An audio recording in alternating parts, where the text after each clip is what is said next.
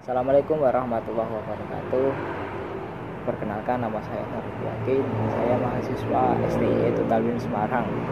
Di sini saya akan membahas sedikit tentang ekonomi internasional.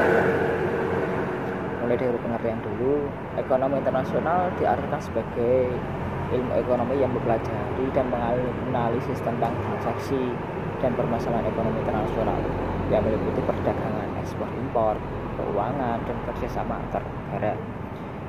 Sebagian dari ilmu ekonomi internasional sama dengan ilmu ekonomi, sebagian besar itu sama, yaitu masalah kelangkaan produk dan masalah bilang produk. Yang diartikan produk adalah barang dan jasa serta ide yang dibutuhkan dan dihasilkan oleh manusia.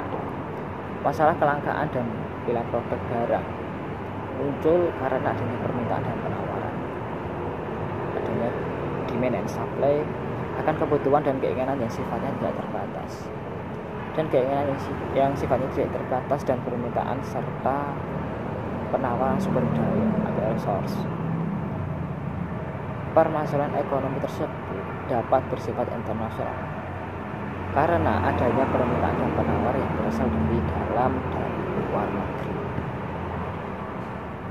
Mengenai pentingnya studi ekonomi internasional karena pada saat ini pengaruh globalisasi ekonomi ditandai ciri-ciri itu keterbukaan pasar atau liberalisasi pasar dan arus uang dan transfer teknologi. Ketergantungan ekonomi suatu negara terhadap dunia luar, di mana adanya perusahaan multinasional, persaingan semakin ketat atau antar perusahaan untuk meningkatkan produktivitas, efisiensi, dan efektif yang optimal. Sebagai konsekuensi dari globalisasi, maka studi ekonomi internasional ini sangat penting guna mengukur kemampuan suatu negara dalam globalisasi. Lalu ruang lingkup ekonomi internasional. Ruang lingkup ekonomi internasional disimpulkan sebagai berikut ini, yaitu teori dan kebijaksanaan perdagangan internasional, teori dan kebijaksanaan keuangan atau moneter internasional, organisasi dan kerjasama ekonomi internasional, perusahaan multinasional. Asumsi dasarnya, uang tidak terpengaruh harga relatif, jumlah faktor produksi dari setiap negara tetap. Faktor produksi secara internasional tidak dapat dipindahkan. Teknologi yang tersedia sama, selera dan distribusi income dianggap sesuatu yang tidak berubah. Tidak adanya hambatan dalam perdagangan dalam bentuk biaya transport, informasi, dan komunikasi. Adanya full employment atau tidak ada yang menganggur. Dari pengertian ekonomi internasional tersebut dibagi menjadi dua. Dari segi ilmu ekonomi internasional adalah bagian atau cabang dari ilmu ekonomi yang diterapkan pada kegiatan antar negara atau antar bangsa. Dalam segi praktisnya, ekonomi internasional adalah meliputi seluruh kegiatan perekonomian yang dilakukan antar negara, bangsa maupun antar perorangan dari negara yang satu dengan negara yang lain. Lalu tujuan ekonomi internasional adalah untuk mencapai tingkat kemakmuran yang lebih tinggi bagi umat manusia. Tujuan itu dapat dicapai dengan mengadakan kegiatan-kegiatan dalam bidang perdagangan, investasi, perkreditan, pengangkutan, perasuransian, diplomatisasi, dan perbedaan dalam sifat dan cara-cara antar perdagangan internasional dan perdagangan dalam negeri disebabkan oleh hal-hal di bawah ini, yaitu perbedaan negara, ada hukum, peraturan jual beli uang, peraturan bea cukai, dan sebagainya. Perbedaan bangsa dan daerah menyebabkan perbedaan dalam kebiasaan, adat istiadat, kesukaan, musim, dan kondisi pasar. Perbedaannya disebabkan oleh keadaan politik, sosial, ekonomi, dan kultur. Lalu ruang lingkupnya yaitu teori dan kebijakan perdagangan nasional tadi. Berikutnya itu teori dan kebijakan perdagangan internasional. internasional, teori dan kebijakan uang moneter internasional, organisasi dan kerjasama ekonomi internasional, perusahaan internasional dan bisnis internasional. Oke, ini mengenai ekonomi internasional. Sekarang kita akan bahas mengenai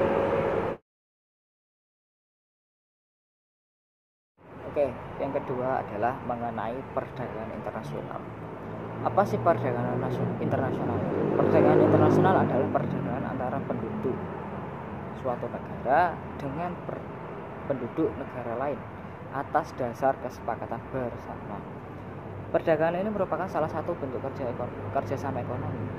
Beberapa manfaat dari perdagangan internasional adalah sebagai sumber devisa negara dan mampu menjaga stabilitas harga pasar. Selain itu, perdagangan internasional juga mampu memperluas lapangan kerja dan memungkinkan suatu negara untuk memperoleh barang dan atau jasa yang tidak dapat dihasilkan sendiri. Setelah membahas definisi dan manfaat ini, ada beberapa teori yang berkaitan dengan perdagangan internasional. Oke, kita akan bahas ya satu-satu.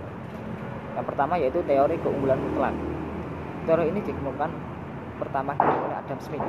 Teori ini berbunyi bahwa suatu negara memperoleh keunggulan absolut ketika mampu memproduksi suatu barang yang tidak dapat dibuat negara lain. Misalnya, Indonesia memiliki keunggulan mutlak batu bara atas Jepang karena Jepang tidak dapat memproduksi batu bara. Itu salah satu contoh teori dari keunggulan mutlak yang dikemukakan oleh Adam Smith. Lalu ada teori keunggulan komparatif. Teori ini diusulkan oleh David Ricardo. Teori ini berpendapat bahwa negara diuntungkan jika membuat barang dengan biaya lebih murah dan harga jual lebih rendah. Hal ini bisa kita lihat pada negara Cina. Mereka banyak memproduksi barang murah dengan biaya rendah, sehingga Cina dinilai memiliki keunggulan komparatif. Itu salah satu contohnya di Cina. Selanjutnya adalah ada teori merkantilisme atau praklasik, yaitu negara yang kuat adalah negara yang kaya emas atau uang. Emas atau uang digunakan untuk membiayai armada perang dan memperluas perdagangan. Armada yang kuat untuk memperluas perdagangan dan diikuti kolonialisme. Kebijakan merkantilisme mendorong ekspor sebesar-besarnya, melarang dan membatasi impor dengan ketat.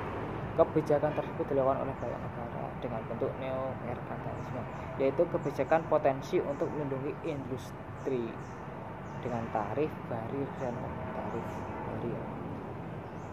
Kontra dari David Hood, negara tidak dapat menumpuk emas atau uang berlebih dan kaya dengan alasan adanya reciprocal flow mechanism.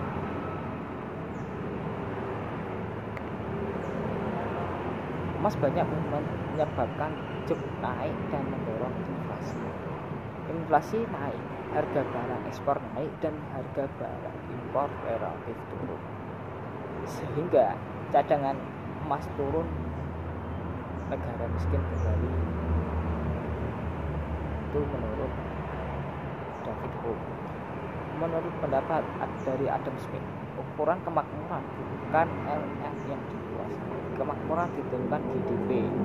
GDP dapat naik jika ada free trade. Free trade menciptakan competition dan spesialisasi. Spesialisasi menciptakan pembagian kerja berdasarkan absolute advantage. Dengan absolute advantage. Dengan absolute advantage meningkatkan produktivitas dan efisiensi, meningkatkan GDP dan mencapai kemakmuran. Lalu ada teori klasik. Teori klasik yaitu dari Principle of Absolute Advantage dari Adam Smith, Principle of Comparative Advantage dari David Ricardo, Principle of Cost Comparative dari David Ricardo, Principle of Absolute Advantage dari Adam Smith. Setiap negara akan mendapatkan gain from trade karena melakukan spesialisasi produksi dan mengekspor jika negara tersebut memiliki absolute advantage. serta mengimpor barang jika negara tersebut tidak memiliki absolute advantage. Jadi masing-masing negara akan dapat melakukan perdagangan jika masing-masing memiliki absolute advantage. Lalu ada teori modern Hasker of Lid. Oke, di sini yaitu perbedaan ongkos produksi produk antara satu negara dengan negara lain dapat terjadi karena adanya perbedaan jumlah atau proporsi faktor produksi yang dimiliki dan kurung endowment faktor masing-masing negara. Negara yang memiliki faktor produksi relatif banyak atau murah dalam memproduksinya akan melakukan spesialisasi produksi dan mengekspornya. Sebaliknya, negara akan mengimpor barang tertentu jika negara tersebut memiliki faktor produksi yang relatif langka atau mahal dalam memproduksinya. Dalam analisisnya, Hasker-Ohlin atau HO menggunakan dua kurva, itu isokos dan isoquant. Isokos yaitu kurva yang menggambarkan total biaya produksi yang sama. Isoquant yaitu kurva yang menggambarkan total kuantitas produksi yang sama.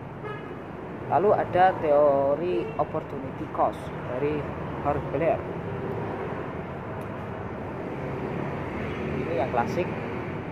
Ongkos produksi terdiri hanya tenaga kerja atau L.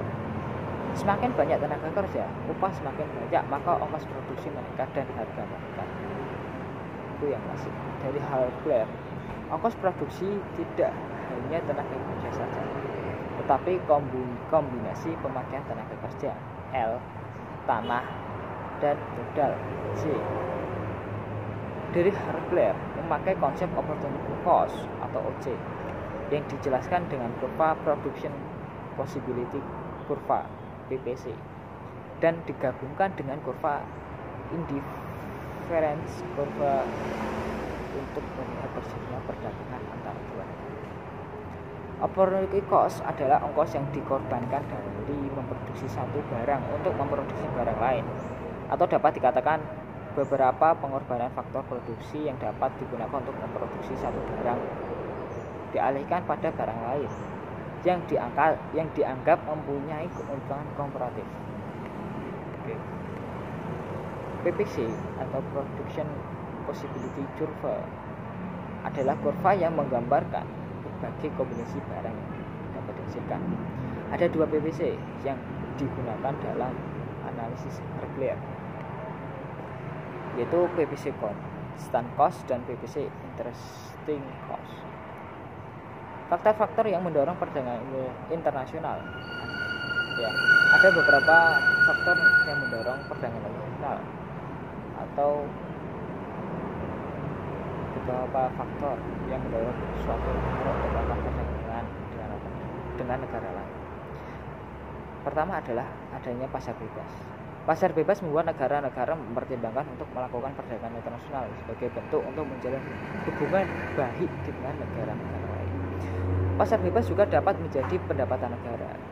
Itu yang pertama. Yang kedua, perbedaan geografis. Kondisi alam suatu negara yang berbeda-beda berarti sumber daya yang tersedia pun beragam. Jika suatu negara tidak mampu memproduksi barang tertentu, maka tidak memiliki sumber daya. Mau tidak mau, ia harus melakukan perdagangan dengan negara lain untuk mendapatkan sumber daya tersebut.